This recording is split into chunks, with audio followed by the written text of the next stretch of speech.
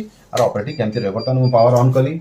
Power on कलापर ये machine start हो गला बर्तमान 0 RS और ऑन कलापर ये प्रोसेसिंग कर प्रोग्राम चेक कला चेक करके से फाइनाली 0 आसीगला एबे आपण कौन कर परिबे नोट इंसर्ट करिवे देखंतु एटा केते टंका अच्छा हम जानना हती बर्तमान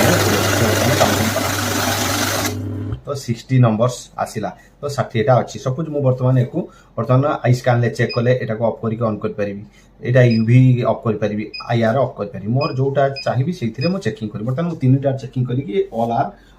ओरिजिनल नोट्स एटा फेक नाही आ भितरे तो बर्तमान आमे कोन करिया बेच सेटिंग को जिबा इटी बेच सेटिंग मारले इटी 100 देखेला बेच बर्तमान मु कोन करी 50 टा करी कारण मो बाहर 100 टा नोट नाही मो बाहर 60 टा अछि बर्तमान 50 टा करी आ 10 टा रहि जिवो तो मु आपन चेक करी देखौची बर्तमान मु पूरे देखो जो 50 गला से रहीगला बर्तमान मो हाथ 10टा नोट रहीगला तेणु आम बर्तमान ये 50 टा काढ़ी आनले बर्तमान आम रिसेट मारदेली।